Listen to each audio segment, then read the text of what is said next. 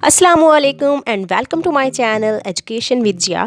आज मैं आपके लिए रिमेनिंग जो थेरीज़ रहती थी, मैंने आपको पहले 2 थेरीज़ जो है वो करवा दी अपनी प्रीवियस वीडियो में। अब जो मैं लेके आई हूँ आपके पास 2 जो theories most important theories in any exam in any interview जो है वो बिल्कुल भी हम इसे इग्नोर नहीं कर सकते। बी एफ स्किनर की थेरी है और उसके बाद कोहलर इनसाइटफुल लर्निंग की जो थेरी है, उनके जो है मेन पॉइंट्स हम बिल्कुल बहुत ज़्यादा डिटेल में नहीं जाएंगे। जो बहुत ज़्यादा मेन पॉइंट है उनको हम एक्सप्लेन करेंगे थोड़ा सा, और इनके एक्सपेरिमेंट जो है वो भी सारे देखेंगे इसमें।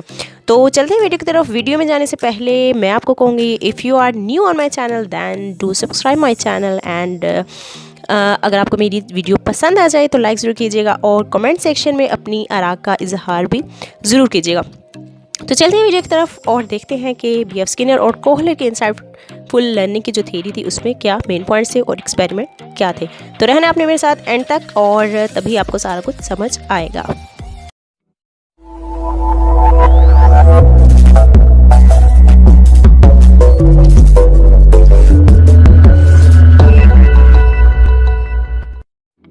जी, ऑपरेंट कंडीशनिंग जो है और ये बी एफ स्किनर ने दी थी ये थेरी। और बी एफ स्किनर जो थे वो 20वीं सदी के मोस्ट इन्फ्लुएंशियल साइकोलॉजिस्ट भी कहा जाता है।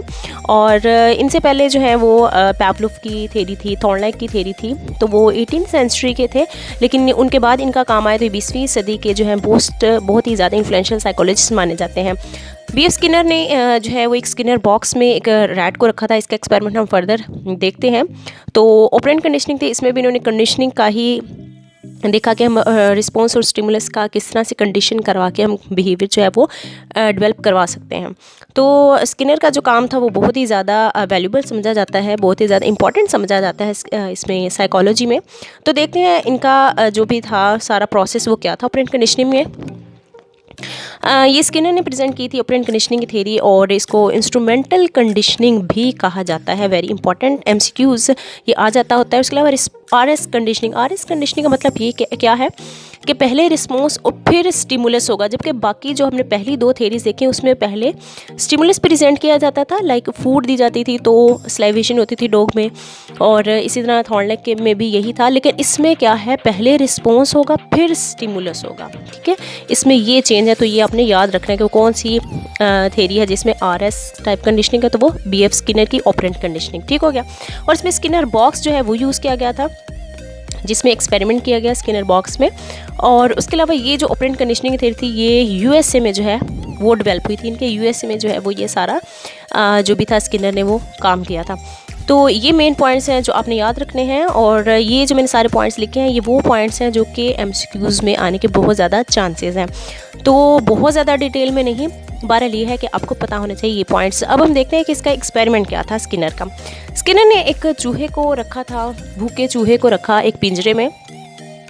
अब इसमें क्या था कि उसने कोई भी स्टिमुलस प्रेजेंट नहीं किया, ठीक है, बस वो भूखा चूहा था, पिंजरे में था। अब वो उछल कूद कर रहा है उस पिंजरे में बाहर निकलने के लिए। अचानक उसका जो पाँव है वो लीवर पे प्रेस हो जाता है, और लीवर प्रेस होने पे उसके सामने जो है वो स्टिमुलस प्रेजेंट हो जाता है, फूड पैलेट प्रेजेंट हो जाता है चूहे के सामने। अब यहाँ पे जो लीवर उसने प्रेस किया वो सारा रिस्पॉन्स है, ठीक है, चूहे का रिस्पॉन्स है। रैंडमली जो वो प्रेस कर रहा है, इधर उधर उछल कूद रहा है, तो लीवर प्रेस हो गया, इसका रिस्पॉन्स है। लेकिन रिस्पॉन्स जैसे ही उसने रिस्पॉन्स दिया तो उसके सामने जो स्टिमुलस प्रेजेंट हो गया। पहले स्टिमुलस नहीं दिया गया जैसे थॉर्नडाइक में और पावलोव के एक्सपेरिमेंट में था, उसमें ऐसा नहीं था, ये उसके ऑपोजिट है। तो इसको आर एस टाइप कंडीशनिंग भी हम कहते हैं। इनके रिस्पॉन्स पहले और स्टिमुलस बाद में।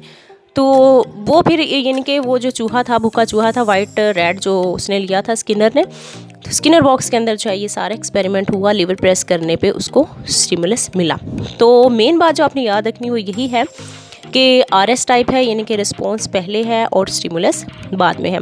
तो ये इसका सारा था। अब अच्छा, इसमें एक और चीज़ हमने देखनी है, इसमें 2 चीज़ें। अच्छा, ये ऑपरेंट कंडीशनिंग जिसको हम इंस्ट्रूमेंटल कंडीशनिंग भी कहते हैं, और इसमें से भी यहाँ से भी क्वेश्चन आ जाता होता है। अब ऑपरेंट कंडीशनिंग है जिसको हम 2 टाइप में हम देख लेते हैं, रीइंफोर्समेंट और पनिशमेंट।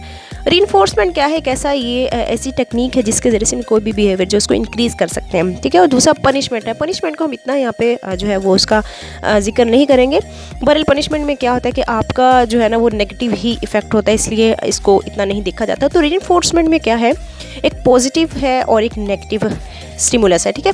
पॉजिटिव स्टिमुलस अगर देंगे तो बिहेवियर इंक्रीज होगा। फॉर एग्जांपल एक बच्चा है, अगर वो अच्छा काम करे तो उसको टॉफ़ी दी जाती है, ठीक है, तो बच्चा नेक्स्ट टाइम वो काम फिर करेगा, इनका वो अच्छा काम करेगा, उसे पता है कि मुझे टॉफ़ी मिलेगी, तो बिहेवियर जो है वो इंक्रीज़ हो रहा है। अब नेगेटिव स्टिमुलस जो है उसको हम रिमूव करेंगे तो भी बिहेवियर जो है वो इंक्रीज़ ही होगा, ठीक है।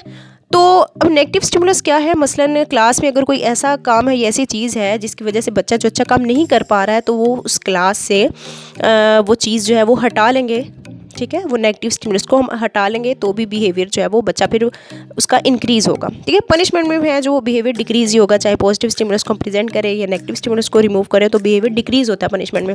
लेकिन रीइंफोर्समेंट में दोनों दफ़ा ही बिहेवियर जो है वो इंक्रीज़ होता है, पॉजिटिव स्टिमुलस प्रेजेंट करें या नेगेटिव स्टिमुलस रिमूव करें, ठीक है। अब यहाँ पे आपने कंफ्यूज नहीं होना है नेगेटिव स्टिमुलस को लेके। यहाँ पे नेगेटिव स्टिमुलस को अगर हम रिमूव करेंगे तो भी बिहेवियर इंक्रीज़ ही होगा, ठीक हो गया।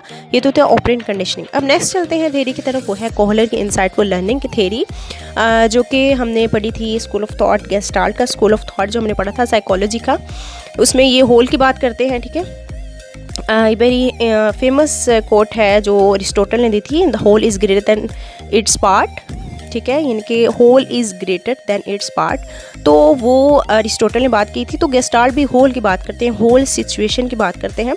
तो गेस्टाल्ट में जो फर्दर एक्सपोनेंट्स थे उसमें ये गेस्टाल्ट के मेन जो थे वर्टहाइमर थे, कोहलर थे, कोफका, कर्ट लेमन। तो उनमें जो एक एक्सपोनेंट्स है कोहलर, जिन्होंने इंसाइटफुल लर्निंग की थ्योरी दी थी। और कोहलर ने क्या किया था कि एक चिंपैंजी जो था उस पर एक्सपेरिमेंट किया जिसका नाम सुल्तान था, और वो जो चिंपैंजी था उसको मतलब एक कमरे में या एक पिंजरे में बंद कर दिया था, उसे भूख लगी हुई थी। वो बार हम देखते हैं एक्सपेरिमेंट क्या था। यहाँ पे आपने एक जो चीज़ याद रखनी है कि थ्योरी किसने दी, कोहलर ने दी थी, और ये किस स्कूल ऑफ थॉट से बिलोंग करते थे, गेस्टाल्ट से करते थे, ठीक है। फर्दर एक्सपेरिमेंट जो आपने याद रखने वर्टहाइमर है, कोहलर और कोफका है। तो अगर हम इसके एक्सपेरिमेंट की बात करें तो एक्सपेरिमेंट जो था वो कोहलर ने चिंपैंजी पे किया था, और उस चिंपैंजी को एक कमरे में बंद कर दिया, और उस कमरे में जो था छत पे पंखे के साथ काफ़ी सारे केले लटका दिए गए। अब चिंपैंजी को समझ नहीं आ रही थी वो इन केलों तक कैसे पहुँचे, ठीक है, काफ़ी थोड़े ऊंचे थे वो, तो वो कभी बैठ के सोचता रहा कि मैं क्या करूँ। तो उसने कोशिश की, उछल कूद करने की कोशिश की, लेकिन वो केलों तक ना पहुँच सका। तो बहरहाल उसने वहाँ पे कुछ डिब्बे पड़े थे, उन डिब्बों को जोड़ा, फिर पहुँचने की कोशिश की, लेकिन नहीं, उसका मतलब हाथ नहीं पहुँच सका। देन वहाँ पे कुछ स्टिक्स पड़ी थी, और उन स्टिक्स को यूज़ करते हुए उसने जो है वो कोशिश की। तो मतलब बात इसमें क्या है, इंसाइटफुल लर्निंग का मतलब ये है कि सडन आपके माइंड में कोई सलूशन आ जाना किसी भी चीज़ को लेके, तो उसका आप जो भी इस्तेमाल करेंगे उसको हम इंसाइटफुल लर्निंग कहेंगे, ठीक है। तो चिंपैंजी ने भी जो है अचानक सडन उसके माइंड में सलूशन आया कि इन डिब्बों को जोड़ के मैं ऊपर चढ़ के डंडे का इस्तेमाल करके वो केलों को नीचे उतार सकता हूँ, तो उसने भी ऐसे ही किया। तो कोहलर की जो थी ये इंसाइटफुल लर्निंग की थ्योरी थी, जिसमें चिंपैंजी ने जब एक्सपेरिमेंट जो भी है ये सारा प्रोसेस किया और केले जो है वो हासिल कर लिए। तो ये वेरी इंपॉर्टेंट है, ये भी कोहलर के इंसाइटफुल लर्निंग की थ्योरी, तो जो आपने याद रखनी है। और आपने ये भी याद रखना है कि किस बिहेवियरिस्ट ने किस थ्योरी पे काम किया था, जो कि बहुत ज़्यादा इंपॉर्टेंट है।